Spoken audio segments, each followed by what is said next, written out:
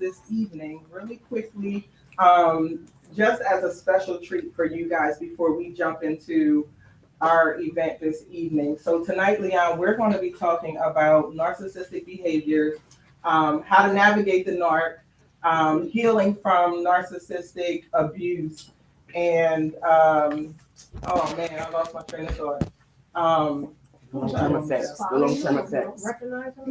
no, how to identify narcissistic traits. And so it's been a long day, Leon. But again, thank you so much for coming on. So before I ask you what I wanted to ask you, is there anything you want to say to the people? Well, first of all, thanks for having me. And, I know my videos trigger women. I know I scare women. But I don't mean to do that. I don't.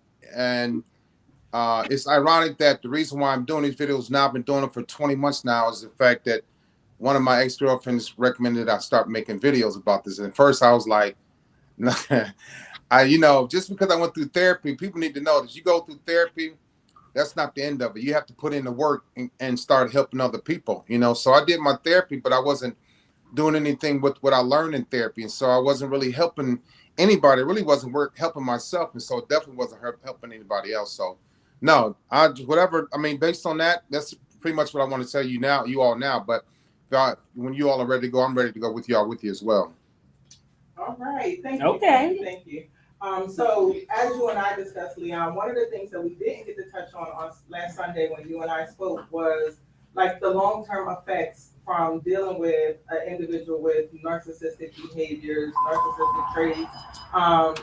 What advice would you give to somebody? Because I think a lot of times people think that once you're out of a relationship, that's just it, but they don't realize how long it takes to actually heal from a situation like that. And I can honestly attest to it.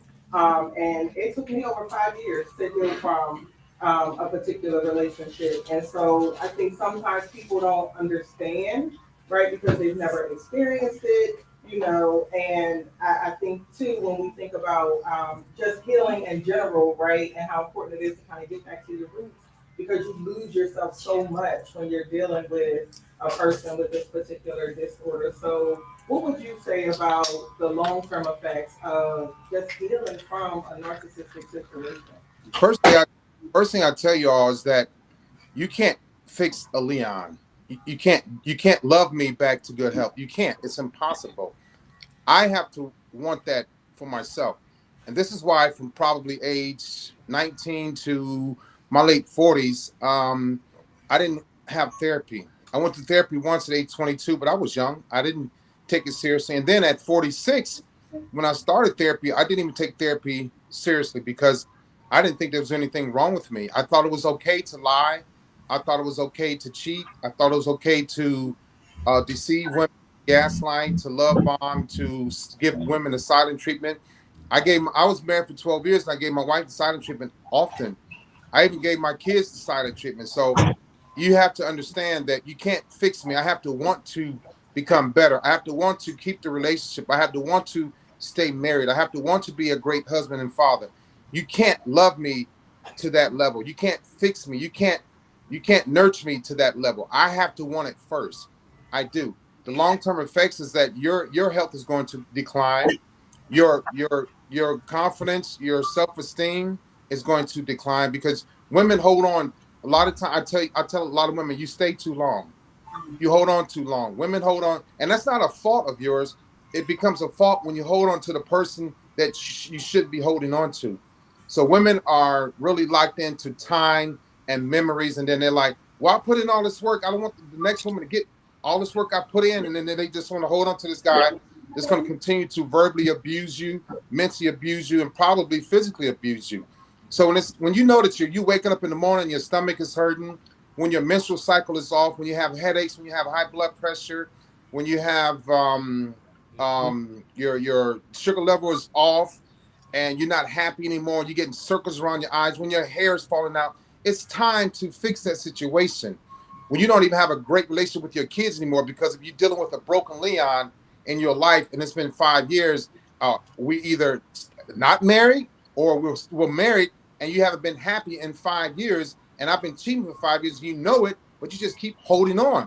So the long-term effect is that you're going to die early.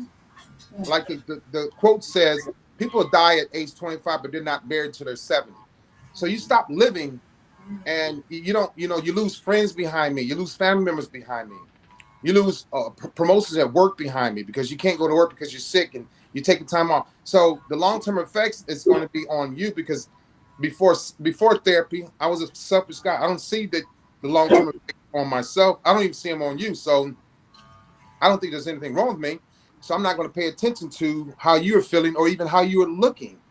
I'm just going to keep going on my life because I'm selfish, I'm self-centered, and you're going to continue to take care of me, which is the wrong thing to do. Mm. Thank you. Thank you. Yes, yes. That's right. For all the people, for all of the people who So have again, we are here at Polish Barber Company located on Philadelphia Pike in Claymont, Delaware. We have Mr. Molly over here in the chair with his Sean. All right, so he's in the chair putting in work. And so again, while we have Mr. Leon on, does anyone have a question? One thing about Leon that I absolutely love and that I'm grateful for is his ability to be transparent. He's raw with it, and that's why I keep saying it had to be Leon.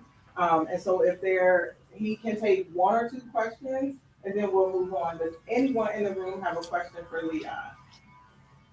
Don't hold back, ladies. Okay, go ahead. So I watched the conversation between you and Ebony, and one thing that stuck out was I like how you compared it to being like a sociopath. So what kind of triggered me is I was wondering how dangerous is it? So because you said initially you had mandated treatment in the military, how dangerous is it to give someone who is a narcissist mandated treatment when they're definitely not ready to transition? How dangerous is it to do what? To give someone who has narcissistic personality disorder that mandated treatment and give them all this insight to this illness, and they're not ready to change, they can just use it to continue to abuse it. The thing about it is they need the education. They need to know where they're going.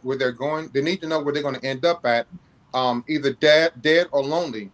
They need to know that they can. This is another thing also. They need to know that they can also they can work on their behaviors. They can change their behaviors. Because if they're not educated on it, a lot of times people go into therapy and they come out of therapy, they can become worse because they don't want to face the constructive criticism in therapy. They don't want to fix themselves. They're too cocky and arrogant to realize that there's something wrong. That's a hard pill to swallow for somebody to say, this is what's going on with you, Leon, and blah, blah, blah, blah. Hold on, Leon. So me. Hold on.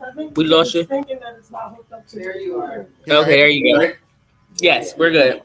So me, I needed to hear those things, but I was ready to hear the constructive criticism. If a person is not ready to hear it and they know that they have narcissistic traits or they know that they're narcissistic and they don't do anything about it, then they're going to go on abusing, misusing, misguiding, misleading women or even people that they work with. So it's dangerous because they have to be ready to not hurt other people. They have to be ready to have a healthy relationship with not only the husband or the wife, but the kids and co-workers. If they're not ready for that, they're going to continue seeking the people that they can abuse and misuse. And that's usually, I call it the POLR, the path of least resistance, which is a woman, in my case, which is a woman that's going to be easy for me to manipulate, easy for me to walk over. Somebody's not going to challenge me. Somebody's not going to ask me questions. Somebody's just not going to push me. Somebody's going to let me do what I want to do, walk all over them. And that's not healthy for a person with the narcissistic personality disorder. So it's very dangerous if they don't want to get the help,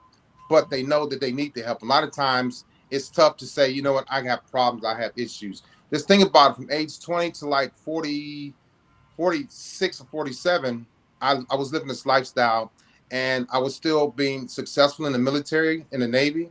I was being awarded, I was being rewarded, I was leading people. And so it was dangerous for me to walk around with this personality disorder, but not actually do anything about it. And so now in my 50s, I'm trying to help people because I don't want people to start doing what I'm doing and turn 55, 60 years old and still, out here living that lifestyle. It's not a healthy lifestyle at all. People can get hurt behind this type of stuff. Yes, thank you. Thank you. All right, so we have a question from a fella. All right, so the question that I have, is it inherited? Can someone inherit the personality as well? So what happens is they say it, and this is no offense to women, they say it starts with the mother. I can't prove that, but my sister is a social worker. She's not a practicing social worker, but through her training and learning, she said that it starts with the mother doting on the son. When you hear about the mother doting on the son, it's like allowing me to get away with what I wanted to get away with. My sister noticed that for many years, and she just told me about this like last year. And so they say it stems from the mother. And after doing my research and being in therapy, I had to think about how my mother treated me, how her mother treated her, how my mother protected me, how my mother loved me, loved on me, how my mother allowed me to get away with things. And so it wasn't anything to do with my dad. My dad, not one, I had traits from my father, of course, but I have more of the narcissistic traits from my mother. And going through therapy, I learned that as well. So yeah, it's like inherited from, they say, the mother's side. Wow. Thank you. Wow.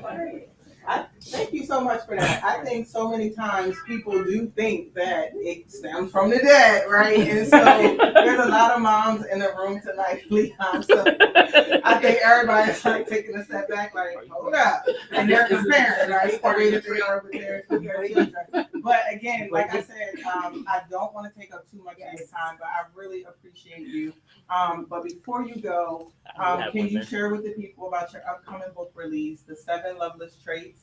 And so once this book is released, Joe, Mr. Leon and I are going to reconnect, but we just really want to gauge or gain some momentum behind this book. So Leon, if you could just tell them a little bit more about the 7 Loveless Traits so that they know what to keep an eye out for.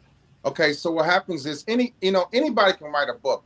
And I'm going to do a book writing course in probably March or April, because I think everybody should tell their story, whether you've been molested, you come from the inner city, you were called stupid, dumb, all these things, you'll never be anything. And then you became successful in life. You became a doctor, you became a barber, you became a hairstylist, you became a chef. You can do these things, and you can write your book, and you can help other people stay alive. You can help other people grow and develop. And so somebody sent me the book called The 5 Love Languages, right? Mm-hmm. And so what happens is in the military, I learned how to think differently. I learned how to just not go with the status quo. I don't like being average or mediocre. So I had the book for 2 years. I started reading it March of last year, March of 2021, and I put it down. And I got this thought that said, write a book about the love less languages. So I can ask anybody in the barbershop tonight, so what is your love language? You might go acts of service. You might go physical touch, communication, gifts, receiving gifts, things like that. But if I ask you, what is your boyfriend or husband or your wife's love less language, you may not even know. Okay. And so I put the book down and I was like, if I want to come up with 7 loveless languages, I didn't want to call it the 7 loveless languages. I don't want to call it the 5 loveless languages. So I call it the 7 loveless traits, because I don't want to get sued for it being remotely close to what his was. So I said, what would my loveless language be? Or what would my loveless trait be? I'm a bad communicator. My ex-wife used to get on me because I didn't tell her anything, because I was too busy cheating and sneaking around. So I was stupid. Acts of service. As a narcissistic person, whether you have 8 traits, 9 traits, or 2 traits, and acts of service for a narcissistic person will be acts of disservice. So a love language is acts of service for a person that's not narcissistic. Acts of service, wanting to serve you. For a person that's narcissistic, it's going to be acts of disservice. I'm not going to communicate. It's going to be bad communication. I'm going to barely touch you. We haven't kissed in 2 years. I don't get you any gifts. I stop at the gas station to get you some chocolate on Valentine's Day. I don't spend quality time. So I wrote the book about the loveless traits as opposed to love languages. And it's out March 14th. I'm going to drop a video next week that I'm preparing now to tell people when it's coming out, and then the pre-sales, and then you can buy it on Amazon, Barnes Noble, and Google and other places. So Book Baby as well. So it'll be out March 14th, but there's going to be a pre-sale date for about 4 or 5 weeks so people can purchase the book, and then March 14th it'll be delivered. But on your show, Ebony, I'm going to do a 1 hour, once we meet again, I'm going to do a 1 hour interview about the book, but it's going to be mainly to give the book away. I'm going to give about probably a book away every 4 or 5 minutes for the whole hour when we do connect again. Awesome. So I want everybody to keep their eye out for the book, The 7 Loveless Traits. I would like for all of you in the room to get your phones out and go follow Leon Walker over on Instagram. He puts out a ton of content, and I think that, Leon, what you're doing is amazing. I appreciate you for using yourself and just, doing the work, right? Because like you started out saying, a person that doesn't want to get help is not going to get help. And that's with any form of healing. If you're not ready to start the healing process, then your hands down not going to do it. But because you were ready and you're out here doing what you need to do and you're educating individuals, I have so much respect for you. And so, again, like I said, you already know I'll talk a lot, but I don't want to keep you. But I do want everybody to keep their eyes and ears open because that book is coming. And like we said before, we know it's going to be dope. And so if you want, I'm giving you permission now, right? Go ahead and get back to your evening. But I thank you so much for joining us tonight. Thank you for having me, Ebony. When you get a chance, text me your address, and I'll put your book in the mail to Monday. And then when you get it, give you a chance to read over it. Then when we do our show again, 101, we can talk about it, and then we can start giving people books, give them away. All right, I'm on it. I'll do it tonight. All right. All right, thank you. Thank y'all for having me. Thank you.